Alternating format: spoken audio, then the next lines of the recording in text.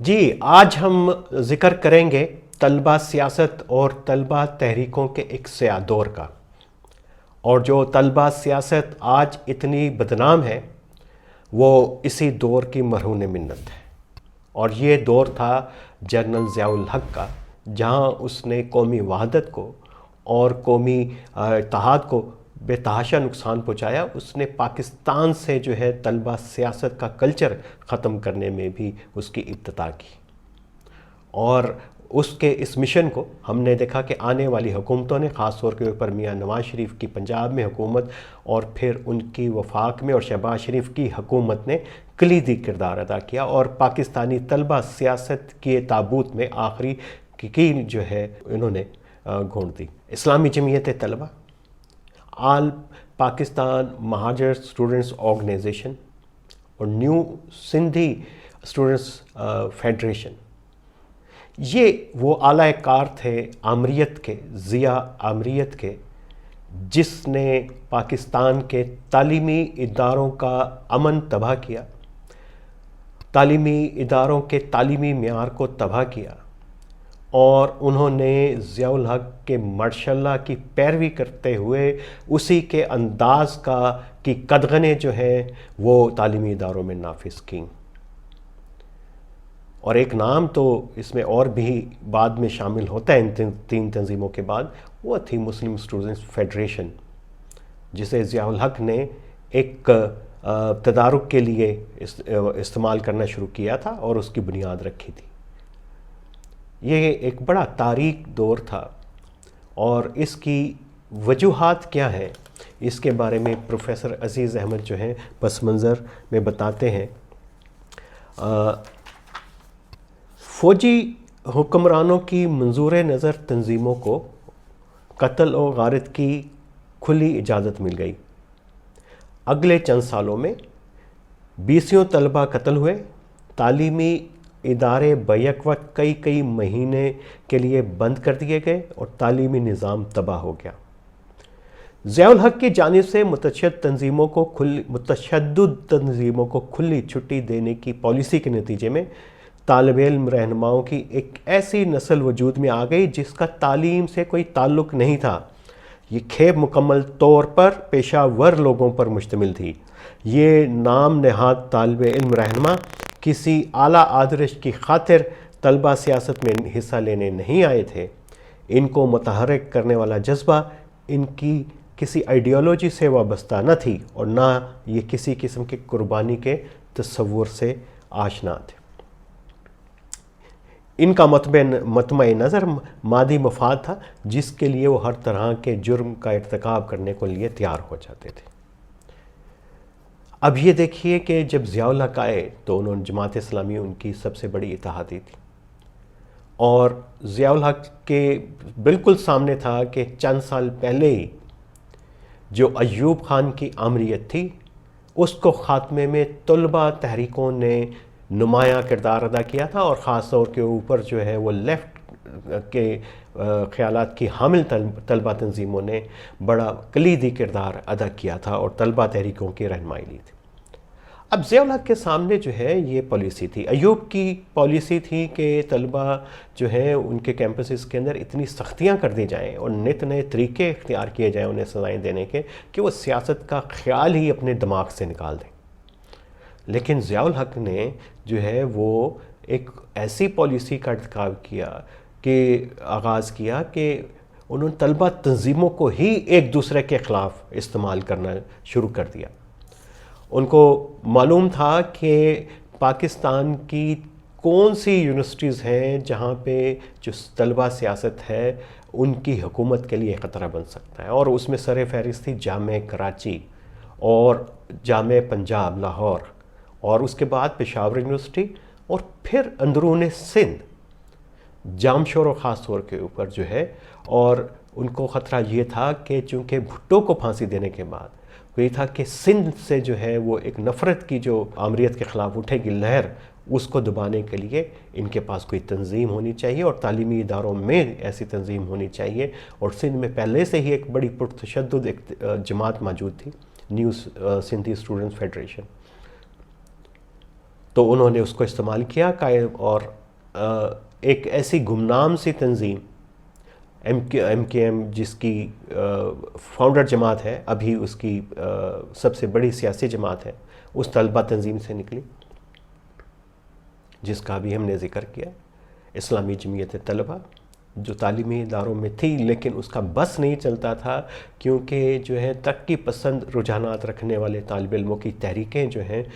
تقسیم پاکستان سے اپنی ایک روایت کو اور لیگیسی کو لے کے آگے چل رہی تھیں۔ یہ ایک پورا منظرنامہ تھا، اور ہم اس کے اوپر جو ہے وہ ایک جائزہ لیں گے، اور دو اقتباسات مزید میں اس کانٹیکس کے اندر آپ کے سامنے رکھوں گا۔ ضیاء الحق نے جمعیت کی بھرپور سرپرستی شروع کی اور پنجاب اور کراچی کے تعلیمی اداروں میں ماشاء اللہ مخالف طلبہ تنظیموں کی بیخ کنی کا کام ان کے سپرد کر دیا۔ تعلیمی اداروں سے سیاسی حریفوں کو بزور نکال دیے جانے کے بعد جوں جوں جمعیت کا اور ان اداروں پر قبضہ مضبوط ہوتا گیا، ان کے مطالبات بڑھتے گئے اور ان کے قائدین کے لہجے میں سختی آتی گئی۔ دوسری جانب ضیاء حکومت کو احساس ہونے لگا کہ تمام انڈے ایک ہی ٹوکری میں ڈالنے سے نقصان کا احتمال ہو سکتا ہے۔ پنجاب میں جمعیت کی مسلسل ناز برداریوں سے تنگ آ کر کچھ دیر بعد ضیاء حکومت نے ایم ایس ایف کی سرپرستی بھی کرنا شروع کر دی۔ مقصد یہ تھا کہ یہ دونوں تنظیموں کے درمیان مسابقت کے ذریعے جمعیت کی اجارہ داری ختم کی جائے، جو اس نے ماشاء اللہ کی سرپرستی میں قائم کر لی تھی۔ اب ان دونوں تنظیموں میں تعلیمی اداروں پر اپنا اپنا کنٹرول قائم کرنے کی دوڑ لگ گئی۔ کچھ دیر تک یہ مقابلہ پرامن انداز میں ہوتا رہا، لیکن پھر لوہے نے لوہے کو کاٹنا شروع کر دیا، اور یہی جامعہ کراچی میں، کراچی یونیورسٹی میں ہو رہا تھا، اور وہ کراچی میں جمعیت کے مسلح کارکنوں کے ذریعے پی ایس ایف اور این ایس ایف کو تعلیمی اداروں سے نکالنے کی کوشش کی گئی۔ جب یہ کام کسی قدر مکمل ہوا اور جمعیت یونیورسٹی اور دیگر اداروں میں دندنانے لگی تو اس کے مطالبات میں ہر روز اضافہ ہونے لگا۔ یہاں جمعیت پر دباؤ ڈالنے کے لیے مسلم اسٹوڈنٹس فیڈریشن موجود نہیں تھی، اس لیے یہاں لسانی بنیادوں پر قائم ہونے والی تنظیموں کی پیٹھ ٹھونکی گئی۔ ابتداء میں پنجابی اسٹوڈنٹس فیڈریشن ایسوسی ایشن اور پنجاب میڈیکوز کو جمعیت کے خلاف استعمال کیا گیا، اور بالآخر آل پاکستان مہاجر اسٹوڈنٹس آرگنائزیشن کے سر پر دست شفقت رکھا گیا۔ یہ تنظیم 1974 میں وجود میں آنے والی فارمیسی ایکشن کمیٹی کی کوک سے برآمد ہوئی تھی۔ ایکشن کمیٹی کے قائم کرنے والوں میں الطاف حسین کے علاوہ عظیم ایم طارق، سلیم شہزاد اور زریم مجید شامل تھے۔ ضیاء الحق کی نظر کرم سے پہلے اے پی ایم ایس او برے حال میں تھی، تاہم ماشاء اللہ حکام نے اس کی سرپرستی شروع کی تو اس کی قوت میں اضافہ ہوتا چلا گیا۔ اب دیکھیے اندرون سندھ کے اندر، جہاں سے ہم نے خطرے کا اظہار کیا کہ ضیاء کو سب سے بڑا خطرہ جو اندرون سندھ سے تھا، تو وہاں پہ نہ تو جمعیت تھی، نہ ایم ایس ایف تھی، اور نہ ہی جو ہے وہ آل پاکستان مہاجر اسٹوڈنٹس آرگنائزیشن تھی۔ تو وہاں پہ کرہ کس کا نام نکلا؟ New Sindhi students organisation. اور سندھ میں اس کے علاوہ ایک اور تنظیم تھی، ظاہر ہے کہ وہ جی ایس سندھ اسٹوڈنٹ فیڈریشن تھی۔ ان دونوں سے پیپلز پارٹی کی حامی طلبہ تنظیم پی ایس ایف اور مختلف ترقی پسند قوم پرست طلبہ تنظیموں مثلا سندھی شاگرد تحریک کو دبانے والی مدد لی گئی۔ نیو سندھی آرگنائزیشن تعلیمی اداروں میں سندھی طلبہ سے دست و گریبان تھی جب ماشاء اللہ نے ان کو خوش آمدید کہا۔ تو ایک پورا منظرنامہ کشیدگی کا، اور سندھ کے تعلیمی ادارے جو ہیں اس دور میں خاص طور کے پر متاثر ہوئے اور تباہ ہوئے۔ ایک طرف تو جی ایم سید کی جو جے اسٹوڈنٹ فیڈریشن تھی، پھر P S F people's students federation تھی، ان کا مقابلہ درپیش تھا۔ پھر عام لوگوں کا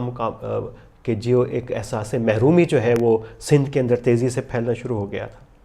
اور یہ بھی ہم نے دیکھا کہ اس دور میں کہ ضیاء الحق نے جو ہے ایک نئی تعلیمی کانفرنس بلائی اور اس میں جمعیت کو خاص طور پہ بلایا، اور جمعیت کی پیش کی گئی تجاویز جو ہیں اس کو جو ہے عملی جامہ پہنایا گیا۔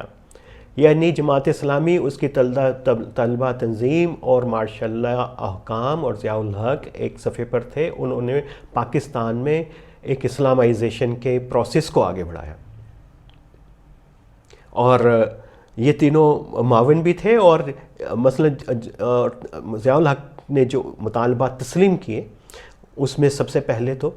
بین الاقوامی اسلامی یونیورسٹی قائم کر دی گئی، تعلیمی اداروں میں نماز ظہر اور درس قرآن لازمی قرار دے دیے گئے، عربی زبان چھٹی زبان کے بعد لازمی وضون بنا دی گئی۔ ہم نے آپ کو بتایا تھا کہ یہ عربی زبان کو لازمی اور سرکاری زبان بنانے کا جو بھی ایک تجویز جو ہے وہ فضل الرحمان صاحب نے دی تھی، جو پاکستان کے پہلے وزیر تعلیم تھے۔ تو یہ عربی کے ساتھ نسبت ظاہر ہے کہ یہ ایک اپنے آپ کو اس خطے سے، یہاں کی تاریخ سے، کلچر سے، تہذیب سے ایک توڑنے اور الگ کرنے کی سوچ جو ہے وہ کیسے آگے بڑھ رہی تھی، اور وہ سوچ جو ہے وہ ہمارے اعلیٰ عسکری اداروں کے اندر بھی تھی اور مذہبی جماعتوں میں بھی تھی۔ اور اس مرتبہ جو ہے الائنس جو ان کا شروع ہوا،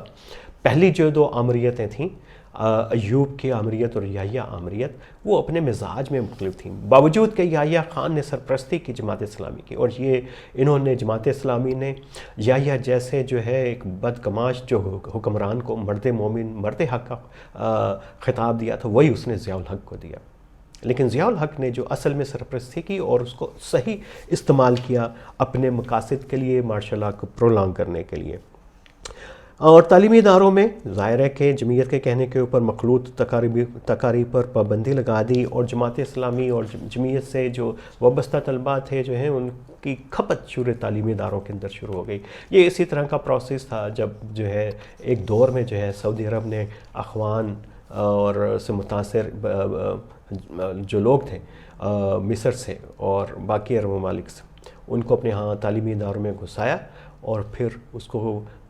3-4 دہائیوں کے بعد ان کو اندازہ ہوا کہ انہوں نے کتنا نقصان پہنچایا سعودی عرب کے نظام کو، اور ان کو لپیٹنے میں جو ہے اس کا عمل جو ہے وہ پھر کئی سالوں کے اوپر محیط تھا۔ پھر ہم دیکھیں گے کہ انہوں نے طلبہ تنظیموں نے، جمعیت نے، اور انہوں نے لبرل تنظیموں کو جو ہے وہ نشانہ بنانا شروع کیا۔ اچھا، ایک اور دلچسپ بات ہے کہ پنجاب میں جو ہے اس وقت طلبہ تنظیمیں تو تھیں، ظاہر ہے کہ لبرل اور ترقی پسند، این ایس ایف بھی تھی، پی ایس ایف بھی تھی، اور اسی طرح کی تنظیمیں، لیکن کچھ اور تنظیمیں بھی تھیں۔ جمعیت ہمیں پتہ ہے کہ وہ دائیں بازو کی تنظیمیں تھیں، تو قائد اعظم اسٹوڈنٹس فیڈریشن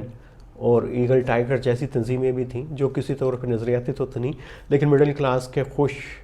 حال جو گھرانے تھے، نئے نئے ابھر رہے تھے، اور جو دبئی چلو والی کمائی جو ہے آنا شروع ہوئی تھی، اس کی کلاس سے وہ تعلق رکھنے والے، کچھ ایک نئے سروسز سیکٹر سے مرج ہونے والے، اور کچھ ایک نیا الائنس جو ہے، ایک نئی جو ہے اسمال انڈسٹری ہی کہیں گے اسے ہم، اسے وابستہ رکھنے والے نوجوان جو لاہور میں تھے، جو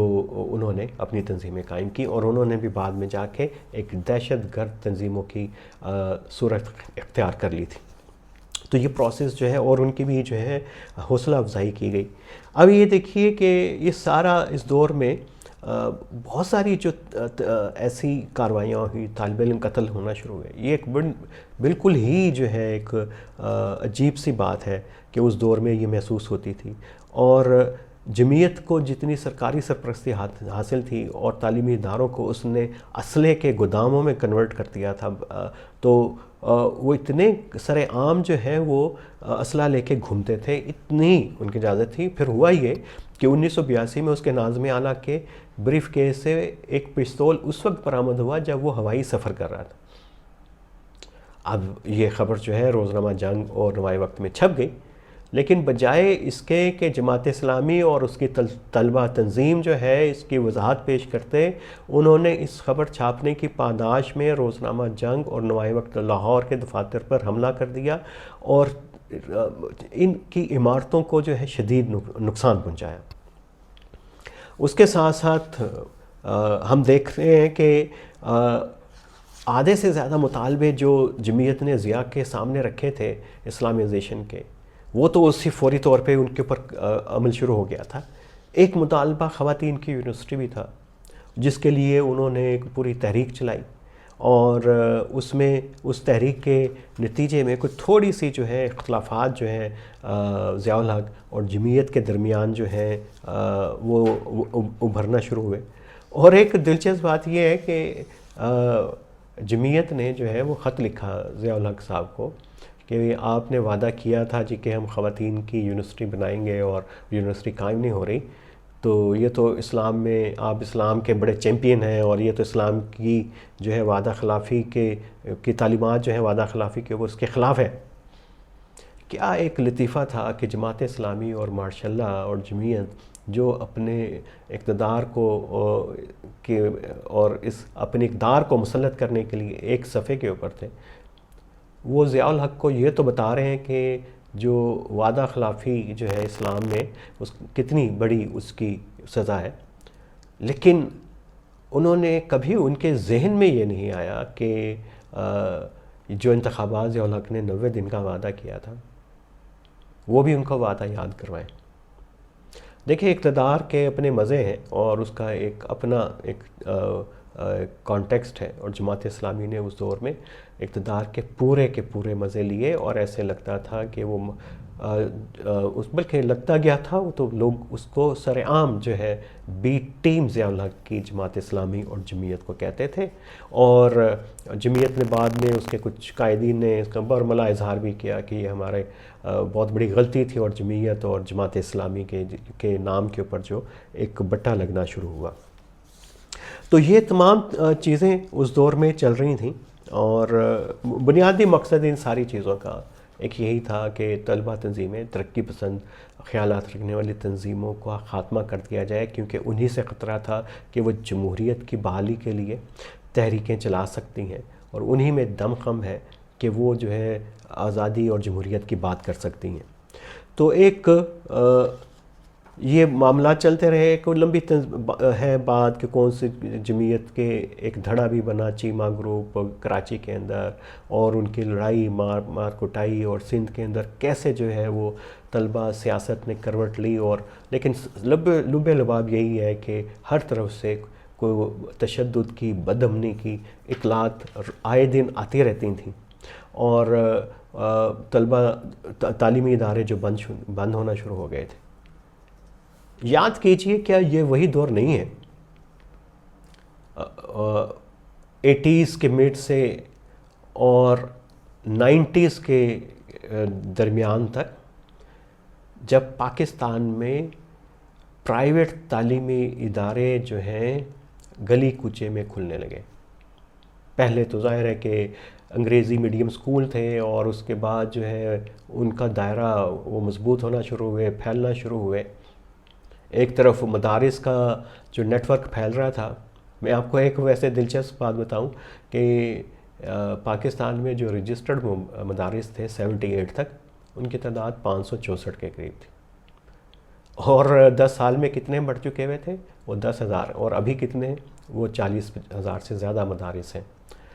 ان کی یہ گروتھ کیوں ہوئی آپ کو آئیڈیا تو ہوگا۔ تو ایک طرف یہ چل رہا تھا، اور دوسری طرف جو ہے پرائیویٹ تعلیمی ادارے جو ہیں بن رہے تھے، اور پھر انہوں نے ہائی سیکنڈری لیول کی ایجوکیشن، اس کے بعد کالجز، اور اب یونیورسٹیز، اور انہوں نے پورے کے پورے تعلیمی نظام کے اوپر جو ہے وہ قبضہ کیا، اور اس کا ایک بنیادی وجہ یہ بھی تھی کہ جو معیار تعلیم ہے ہماری پبلک سیکٹر کی یونیورسٹیز کا، وہ گرنا شروع ہوا۔ بدامنی اور نوجوانوں کے پرتشدد کارروائیاں، قتل و غارت نے جو ہے والدین کو مجبور کیا کہ وہ دوسری آپشنز کی طرف بھی دیکھنا شروع کریں۔ بہت سے معاملات ہیں جو بات کرنے والے ہیں، لیکن سب سے اہم بات یہ ہے کہ اور ضیاء نے اپنی یہ مقاصد حاصل بھی کر لیے۔ ایم آر ڈی کی جب تحریک چلی آزادی جمہوریت کے لیے ضیاء کے دور میں، جس میں پیپلز پارٹی سمیت، جمعیت علماء اسلام سمیت اسلام مذہبی، غیر مذہبی، چھوٹی پارٹیاں، ٹانگا پارٹیاں، درمیانی پارٹیاں، قوم پرست پارٹیاں ساری شامل تھیں، وہ باوجود کہ کامیاب نہیں ہو سکیں۔ جس طریقے سے بنگلہ دیش میں اس وقت جنرل ارشاد کی حکومت تھی، اس کے خلاف طلبہ تنظیمیں قائم ہوئی تھیں، یا پاکستان کے اندر جو ہے طلبہ تنظیمیں جو ہیں وہ مؤثر رہی تھیں ایوب آمریت کے خلاف۔ اور اس کی وجہ آپ کو سمجھ آ گئی ہوگی کہ ان تحریکوں میں پاکستان میں طلبہ جو ہے شامل نہیں تھے ایم آر ڈی کی تحریک میں، اس تعداد اور کیونکہ جب N S F, P S F, D S F کے طالب علموں کو ختم کیا گیا، مارا گیا، وہ بھاگے، اور بہت سارے جو ہے وہ ملک چھوڑ کے بھاگے، اور ابھی بھی یورپ کے اندر، امریکہ میں آپ کو بہت سارے وہ لوگ ملیں گے جن کا تعلق ان تنظیموں سے رہا اور جو اپنی جان بچا کے پاکستان سے بھاگے تھے۔ تو ایک دم ہم جو ہے ایم آر ڈی کی تحریک نہیں حاصل کر سکی۔ ایک فیکٹر بہت ہی امپورٹنٹ تھا، وہ طلبہ تنظیموں کا نہ ہونا تھا جو ان کو سپورٹ کرتی، کیونکہ وہ جو